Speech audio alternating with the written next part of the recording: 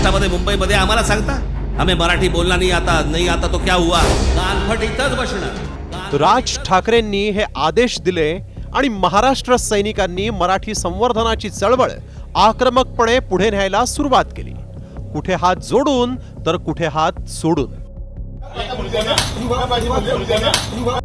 मराठी द्वेष्टांना मनसेनं चांगलंच वठणीवर आणलं. पण मीरा रोड मध्ये झालेल्या एका घटनेनं मराठी संवर्धनाच्या चळवळी विरोधात परप्रांतीयांची वळवळ सुरू झाली.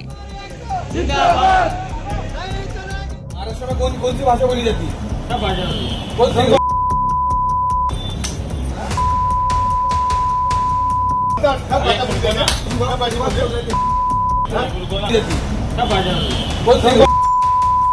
महाराष्ट्र में सब चलता है असं हेकडीत म्हणणाऱ्या या व्यावसायिकाला महाराष्ट्र नवनिर्माण सेनेच्या कार्यकर्त्यांनी मनसे स्टाईल हिसका दाखवला आणि मग मीरा रोड मध्ये परप्रांतीय व्यापारी संघटनांनी एकत्र येऊन एक मोर्चा काढला. महाराष्ट्रात राहून मराठीच्या विरोधात मोर्चा काढण्याची हिंमत येते तरी कुठून असा प्रश्न या मोर्चानंतर विचारला जातोय. ही दृश्य नीट निरखून पहा. हा मोर्चा पाहिल्यावर तुम्हाला असं वाटेल हे दृश्य आपल्या मीरा रोडचं आहे की गुजरातच्या मोरबीचं.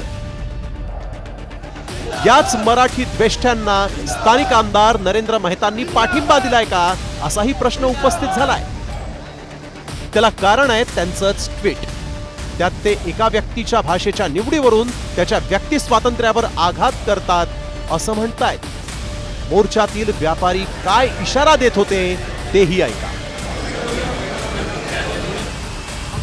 हमारे साथ जो व्यापारियों के साथ में जो हिंदी भाषियों के साथ में जो हो रहा है वो बहुत ही गलत है और हम इससे ज्यादा हम सहन नहीं करेंगे.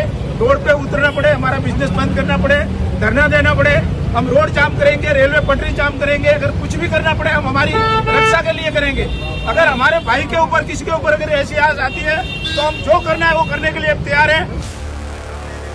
हा मोर्चा आणि हा इशारा जरी मनसेला असला असं तुम्हाला वाटलं तरी या आडून विरोध हा आपल्या मराठीला होतोय. ज्या महाराष्ट्रासाठी 105 हुतात्म्यांनी आपलं बलिदान दिलं त्यांच्याच मायभूमीत आज मराठी विरोधात सर्रास मोर्चे काढले जात आहेत. मीरा रोडच्या या तापलेल्या मुद्द्यावर मनसेनं काय प्रतिक्रिया दिली आहे पाहूया.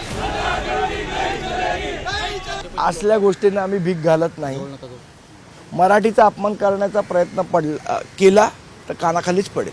त्या माणसाचा त्या व्हिडिओमधला ॲटिट्यूड कळल्यावर कळेल त्यांनी आमच्या लोकांना काय उत्तरं दिली आहेत आणि का रागाच्या भरात आमच्या लोकांनी त्याच्यावर हात उचललाय. आमच्या लोकांनी हात उचलायचं समर्थन नाही, परंतु ज्या पद्धतीचं त्याचं ॲटिट्यूड होतं ना तिथे आपल्यामधलं कोणी असतं ना मराठी माणूस तर त्याने पण त्याच्याबद्दल तेच केलं असतं.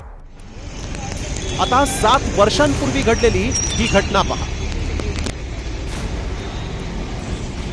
यात मुंबईतील मालाडमध्ये भर रस्त्यात मार खाणारा हा हे सुशांत माळवले मनसेचा कार्यकर्ता. त्यांना अनधिकृत परप्रांतीय फेरीवाल्यांनी जीवघेणी मारहाण केली होती.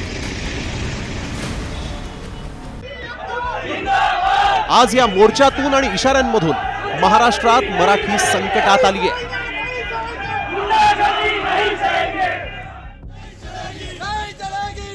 खरं तर मुंबईनं परप्रांतीयांच्या अनेक पिढ्यांना पोसलंय.